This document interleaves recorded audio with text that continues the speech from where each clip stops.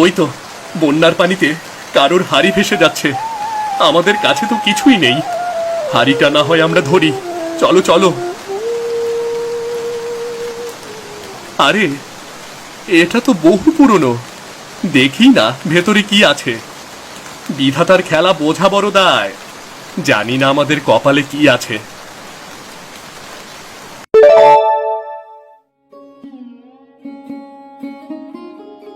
সুখী আর দুঃখী দুই বোন। ভাগ্যক্রমে দুঃখীর বিয়ে হয় গরিবের বাড়িতে, যাদের নুন আনতে বান্তা ফুরোয়, ওপরে ছেঁড়া ফাটা চাল। আর সুখীর বিয়ে হয় বড় লোকের ছেলের সাথে। সুখী হিংসুটে স্বভাবের ছিল। সব সময় সে তার বোনকে তুচ্ছ তাচ্ছিল্য করে কথা বলতো।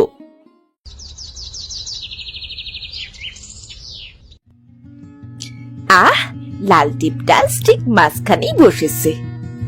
চুলটা একটু বাঁধলে ভালো হয়। আমার মতো সুন্দরী আরেকজন আছে নাকি এই গ্রামে? এই মুখে কেউ যদি না ডুবে, তার চোখই তো অন্ধকার।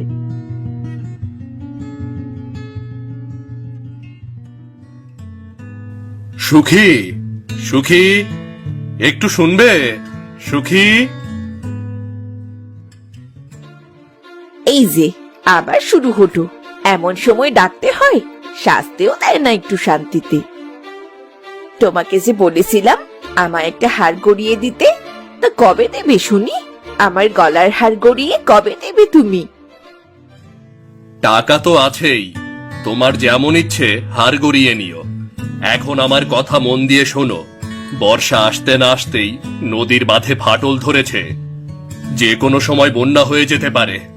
এখন যদি তুমি এভাবে টাকা পয়সা খরচ করো, তখন ঘরে পানি উঠে গেলে আমাদের না খেয়ে মরতে হবে। কি বললে তুমি? আমায় বিয়ে করার সময় তোমার মনে ছিল না? এই বন্যা টন্যা আমার কি লাগে? তোমার তো পাকা বাড়ি, এখানে বন্যা আসবে কোথা থেকে শুনি? সে যাই হোক, এখন আমাকে খেতে দাও। আমার খুব খিদে লেগেছে। বাসি খাবার খেতে হবে বুঝলে? কেন? বাসি খাবার কেন? তুমি রান্না করনি? ও রান্না টান্না আমায় দিয়ে হবে না। এত সুন্দর চেহারা আমার, গায়ের রং সব নষ্ট হয়ে যাবে ওই চুলার কালিতে। কেন, মালতী আসেনি? বৃষ্টির মধ্যে মালতী আসবে কেন? মালতী দিদি কয়েকদিনের ছুটি নিয়েছে। রান্নাটা মনে হয় তোমাকেই করতে হবে। তা বললে কি করে হবে বলো তো? আমি কি কখনো রান্না বান্না করেছি? তাছাড়া পাখিটাও না খেয়ে আছে। আর আমি তো গতকাল কি খেয়েছিলাম সেটাও মনে নেই। আহ, সকাল সকাল ঘ্যান ঘ্যান করো না তো। খালি খাওয়া আর খাওয়া। আমি কি তোমার বাড়ির কাজের মেয়ে নাকি? হ্যাঁ, তা নয় গো, বাড়িতে তো কাজের মেয়ে আছে, কিন্তু রান্না কি সবার হাতে খাওয়া যায়? তোমার হাতের রান্না খেতে মন চায় আমার। মেয়েটাকে তো তেমন রান্না করে খাওয়াতে পারো না তুমি। যাই বলো, আগুনে পুড়ে রান্না করতে ও কাজ আমি পারবো না, এই বলে দিলাম। মা, ও মা, আমায় কেমন লাগছে বলো তো? ও মা, খুব সুন্দর লাগছে। তুমি এই দামি দামি সোনার হার কোথায় পেয়েছো? ছোট্ট মেয়েটি আমার, ওর কি কোনো সকাল্লাদ নেই? বড় বাবুর কাছ থেকে যে টাকা এনে দিয়েছিলি, সেই টাকা দিয়ে পাখির জন্য এসব গয়না কিনেছি। ভালো করেছো। সুখী যেভাবে চলাফেরা শুরু করেছে, তাতে সামনে বন্যার সময় আসলে আমি বিপদে পড়ে যাব। জমানো টাকাগুলো এভাবে শেষ করে ফেলছে। কি যে করি? কপাল করে একটা বউ পেয়েছিলাম আমি।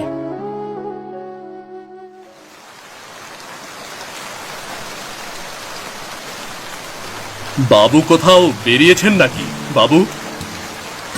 আরে হ্যাঁ সেমন্ত, অনেকদিন গ্রামটা ঘুরে দেখা হয় না, তাই বৃষ্টির দিনে বাদলের সাথে একটু বের হলাম। বাবু, আপনি কি শুনেছেন 2-3 দিনের মধ্যেই নাকি বন্যা শুরু হয়ে যাবে বাবু? হ্যাঁ রে, শুনেছি। আকাশের যা রং, বুঝতে আর বাকি নেই আমার। তা তোমার এত চিন্তা কিসে? তোমার তো দালান বাড়ি। চিন্তা না করে উপায় আছে মহাজন। এবার যদি নদী ছাপিয়ে ওঠে, এই গ্রামের মানুষ যাবে কোথায়? খড়কুটোর ঘর, চাংড়া টিন কিছুই টিকবে না।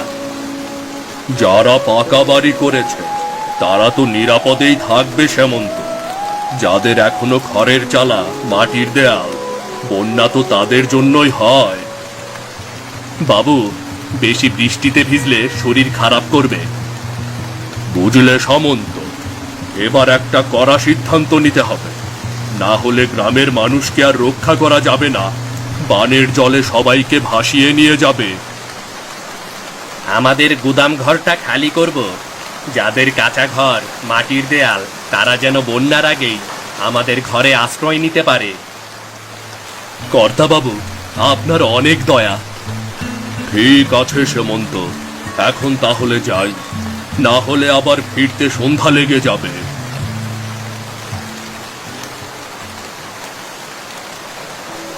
আপুর দিকে দুঃখীর বিয়ে হয়েছে একটা গরিব লোকের সাথে। মানে দিন আনে দিন খায়, দিন মজুরের কাজ না করলে তাদের পেটে ভাত জোটে না। কিন্তু তাদের মধ্যে ছিল অনেক ভালোবাসা। তারা একে অপরকে খুব বুঝতো। আয় হায় আল্লাহ, ঘরটা দিন দিন ভেঙে পড়তেছে। বৃষ্টির পানি সব পড়ে ভিজে গেল ঘর। ঘরে থাকতে অনেক কষ্ট হয়। এবছর কিভাবে যে দিন কাটাবো। একটা শুকনো সালা থাকলে এত কষ্ট হতো না। একেবারে ভিজে গিয়েছি। মেয়েটা যে কোথায় গিয়েছে কে জানে।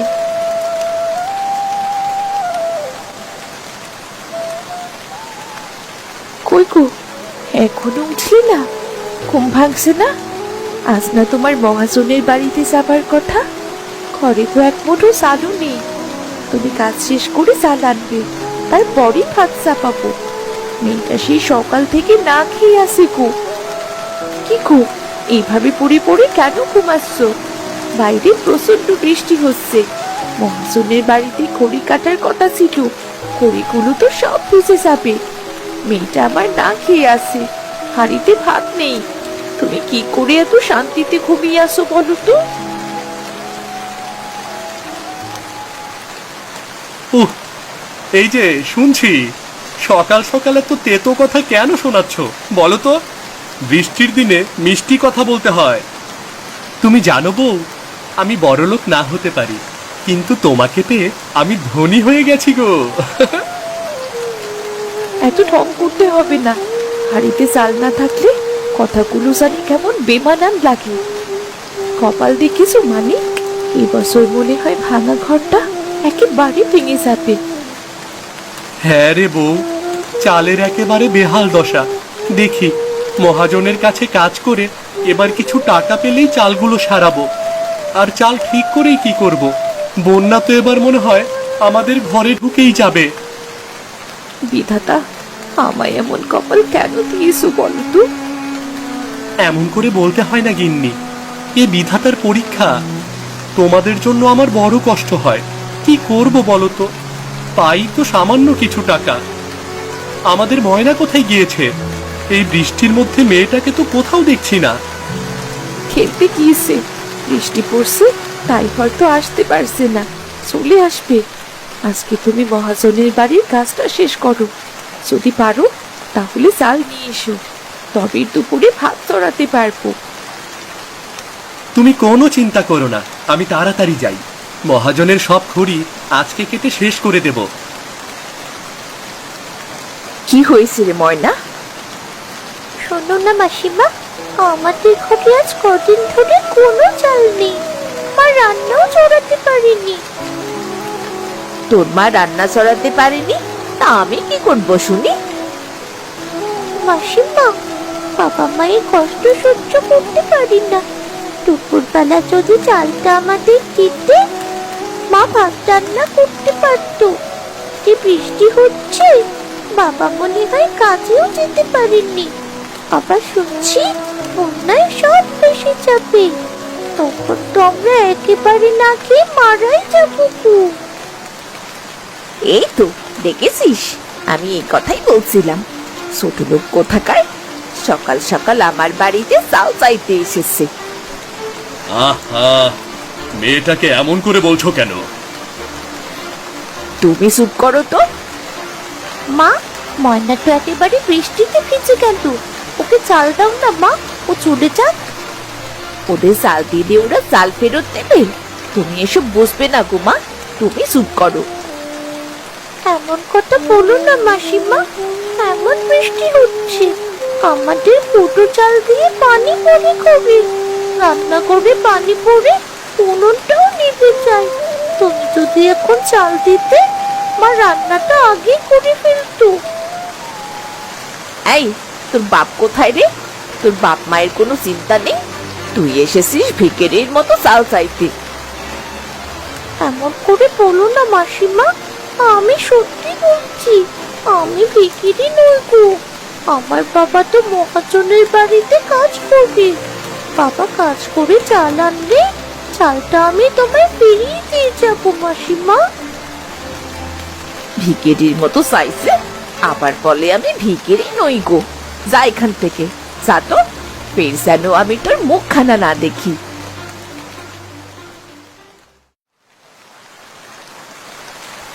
কিরে মা, তোর চোখে মুখে পানি কেন রে? কোথায় গিয়েছিলি এই বৃষ্টির মধ্যে, বলতো? মাসিমাদের বাড়ি গিয়েছিলাম বাবা। ভেবেছিলাম দুপুরে চালটা যদি মাসিমা দেয়, তাহলে তোমাকে কষ্ট করে তাড়াহুড়ো করে বাড়ি আসতে হবে না, আর বৃষ্টি হবার আগে মা রান্নাটা সেরে নিতে পারবে। কিন্তু মাসিমা আমার সাথে খুব দুর্ব্যবহার করেছে। ময়না, এসব কি বলছিস মা? আমি তো বেঁচে আছি রে মা, আমি তো বেঁচে আছি। আমি বেঁচে থাকতে তুই আমার ছোট্ট বাচ্চা মেয়ে চাল চাইতে গেছিস মানুষের বাড়িতে? আর কখনোই যাবি না, আর কখনোই এ কাজ করবি না, আমি বলে দিলাম। আমি মহাজনের বাড়ি থেকে কাজ করে ফেরার পথে আমি তোর জন্য অনেক কিছু নিয়ে আসবো। এখন যা, বাড়িতে যা। ঠিক আছে বাবা।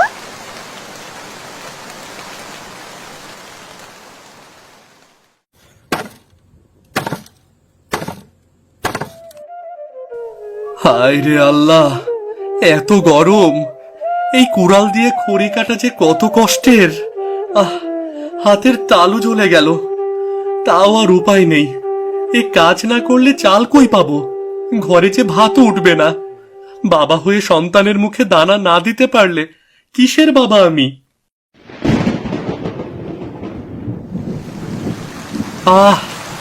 এই বৃষ্টিটার জন্যই মনে হয় আমার শরীরটা আজ একটু শান্তি পেল।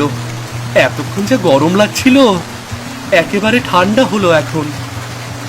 চল মানিক, আর দেরি করা যাবে না, কাজ শেষ করে ঘরে ফিরতেই হবে।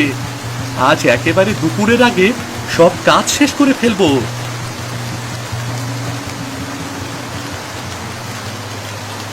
মানিকা, এভাবে বৃষ্টিতে ভিজে খড়ি কাটছো কেন বলো তো? চলো চলো, বাবু তোমাকে ডাকছে, চলো। আরে কিচ্ছু হবে না, ও তুমি চিন্তা করো না। বৃষ্টিতে বরং ভালোই হয়েছে, শান্তি করে খড়িগুলো সব কেটে ফেলবো। কিন্তু তা তো আর হবে না, মহাজন তো তোমাকে ডেকে পাঠিয়েছে। নদীর বাঁধটা একেবারে ভেঙে গিয়েছে, গায়ের সকলে মিলে বাঁধটা ঠিক করতে হবে, না হলে ঘর বাড়ি সব ডুবে যাবে। ঠিক আছে, যাও, আমি আসছি তাহলে।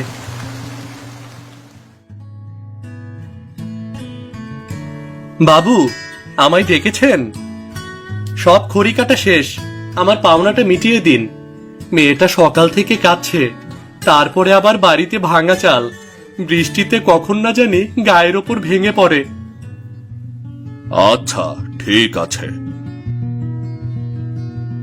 এই নাও, পাওনাটুকু নিয়ে যাও।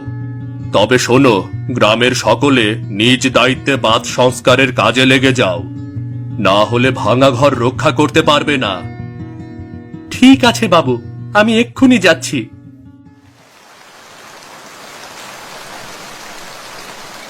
না, এখানে তো দেখছি না আমার সে জামাটা। তাহলে হয়েছে, সে জামা আর দেখতে পাবে না। দুঃখের ওই কপাল পরি মেয়ে সকালবেলা এসেছিল আমার কাছে চেয়েছে, আমি যখন দেইনি তখন তোর জামাটাই চুরি করে নিয়ে গেছে। মেয়েটা কিভাবে মানুষ করছে, দিন দিন একটা চোর তৈরি হয়েছে। এইভাবে বলো না মা, ওরা তো গরিব মানুষ, কিছু না হোক তোমারই তো বোনের মেয়ে। তুই চুপ কর, তুই এসব বুঝবি নে। দাঁড়া, দেখাচ্ছি মজা। আমাদের বাড়ির দামি জিনিস থেকে একেবারে সহ্য হয় না, তাই না?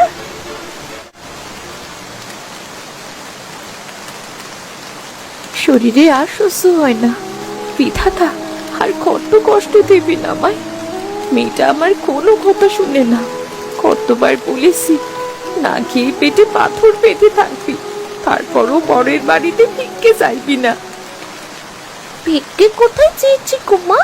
আমি তো ধার চেয়েছি। তুই চুপ কর। ধার চাইতে হবে কেন বলতো?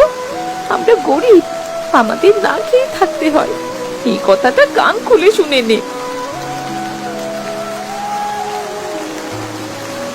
আজ আবার কি হলো রে সুখী? প্রতিদিনই তুই মেয়ে জন্যে কথা শুনতে শুনতে আমার কান ছালাপালা হয়ে যায়। কি হয়নি তাই বল। তোর মেয়ে আজ আমার পাখি নতুন জামা চুরি করে এনেছে। কি বলছো কি মাসি? আমি তোমার পাখির জামা একটু দেখেছিলাম। আমি পাখির জামায় হাত দেইনি গো মাসি। দেখ বোন, তোর কোথাও ভুল হচ্ছে। আমার ময়না আর যাই করুক, অন্তত চুরি করবে না। মেয়েটাকে আর চোর বানিয়ে মরা কান্না কেটে কোনো লাভ নেই। তুই আর তোর মেয়ে আমার বাড়ির সীমানায় আর কখনো আসবি না। হায় আল্লাহ, ঘরে যে পানি ঢুকে গেল। এইবার মনে হয় আর শেষ রক্ষা হবে না। আমাদের এই ছোট্ট কুড়ে ঘর আজ মনে হয় ভেসেই নিয়ে যাবে। হে বিধাতা, হে তোমার কেমন বিচার! দালান কোঠায় পানি দাও না, ঘরের ঘর ভাসিয়ে নিয়ে যাও। মা, ও মা, এবার আমরা পানিতে ডুবেই মারা যাবো। হে বিধাতা, এই ছোট্ট মেয়েটার মুখের দিকে তাকাও। আমার ঘরে একটা ভেলাও নেই সে মেয়েটাকে বাঁচাবো। চল মা, চল, ঘরের ভেতর চল। মানিক, মানিক কোথায় তুমি? আমাদের এত বিপদ, তুমি কি বুঝতে পারছো না?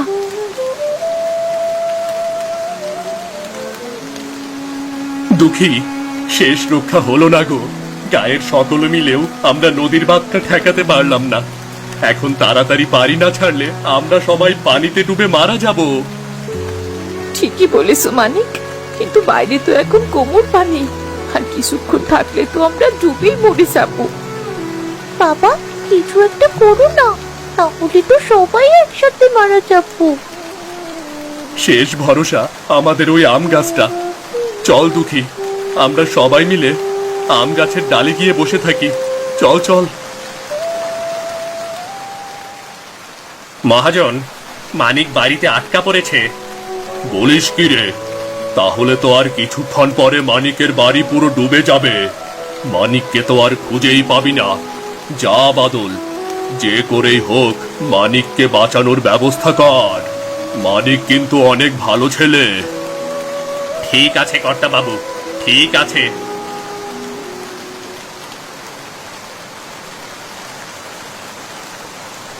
আরে ওই তো বন্যার পানিতে কারোর হাড়ি ভেসে যাচ্ছে। আমাদের কাছে তো কিছুই নেই। হাড়িটা না হয় আমরা ধরি। চলো চলো। আরে এটা তো বহু পুরনো। দেখি না ভেতরে কি আছে। বিধাতার খেলা বোঝা বড় দায়। জানি না আমাদের কপালে কি আছে। তবে এই হাড়িতে এই টাকা এভাবে রেখে দাও, হয়তো কাজে লাগতে পারে। এটাকেই বলে ভাগ্য। বুঝলে সেমন্ত, যে বৃষ্টি আর বন্যা হচ্ছে না, তাতে মনে হয় দুঃখীর ঘর একেবারে ভেসে গিয়েছে। কে জানে দুঃখী আর তার মেয়েটা বেঁচে আছে কিনা।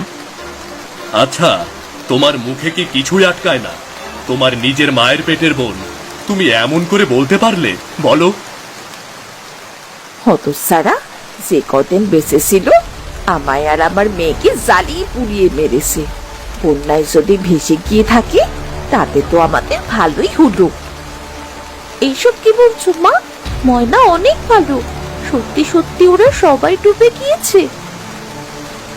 না, মহাজন ঠিক ওদের উদ্ধার করেছে। 2-1 দিন পরে বন্যার পানি কমলে ঠিক ওদের সাথে দেখা হবে।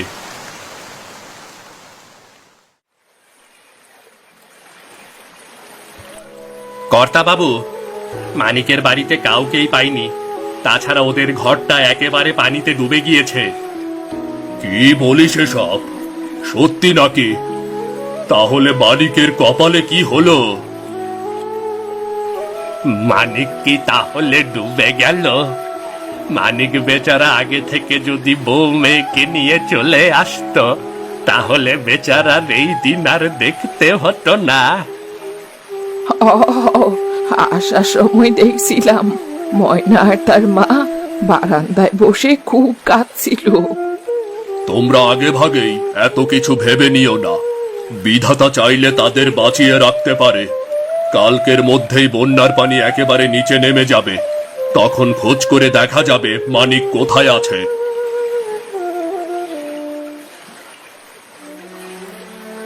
বাবা, ও বাবা, এখানে আমার অনেক কষ্ট হচ্ছে। পানি কখন নামবে বাবা? এই তো মা, পানি অনেকটাই কমে এসেছে। সন্ধ্যার মধ্যে সব পানি কমে যাবে মা। হ্যাঁ রে মা, সন্ধে নাগাদ সব পানি কমে যাবে। আমরা আবার আমাদের বাড়ি ফিরতে পারবো।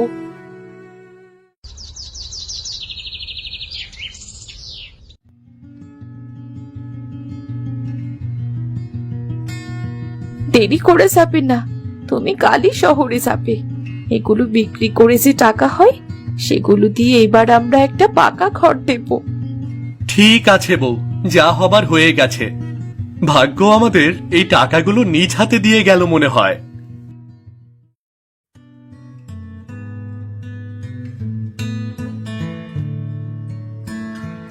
আরে দুঃখী যে, শোনো শোনো, তোমার সাথে কথা আছে।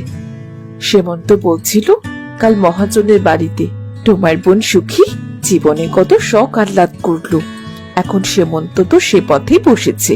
সে সম্বল হিসেবে যা আছে সেটাই আমার কাছে বন্ধক রাখবে। তুমি বলো তো, এমন বউ যার কপালে আছে তার কি ভাত জোটে? সেমন্ত আর কি করবে বলো তো? সুখী সারা জীবন এমন করে গেল, কোনোদিন সেমন্তর কষ্ট বুঝলই না। তা বাড়িটা কি তুমি বন্ধক রাখছো নাকি? আমি অত টাকা পাবো কই? ঠিক আছে, আমি এখন যাই তাহলে। বাড়িতে অনেক গাছ পড়ে আছে, কাদা মাটি, একেবারে বেহাল দশা। আর যাই হোক, দুঃখী আমার মায়ের পেটের বোন, ওর বিপদে আমাকে পাশে দাঁড়াতেই হবে। মানিক যে টাকা নিয়ে আসবে, ওটা দিয়ে আমি সুখীর বাড়িটা মহাজনের কাছ থেকে সারিয়ে নেব। তাহলে সুখীর বাড়িটা সুখীরই থাকবে।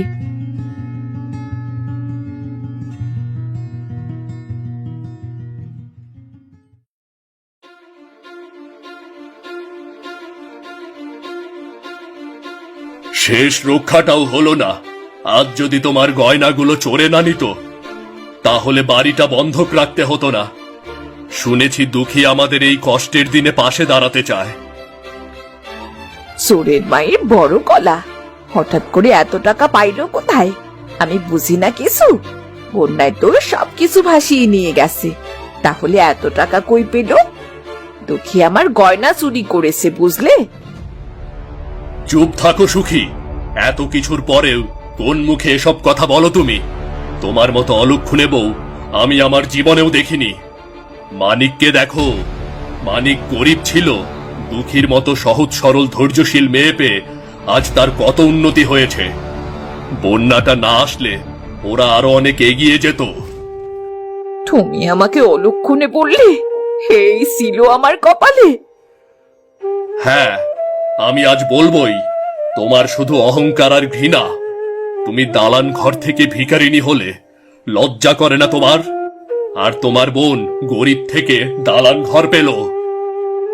সেই তোমাকে ভালোবেসে আমি বিয়ে করেছিলাম, আজ তুমি আমায় এত কথা শোনাচ্ছ?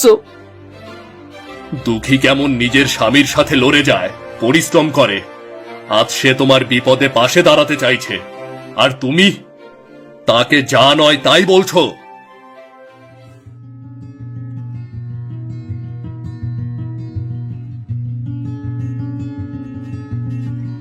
আরে দুঃখী, কই গেলে বউ? আমি তো শহর থেকে ফিরলাম। এই ব্যাগটা দেখো,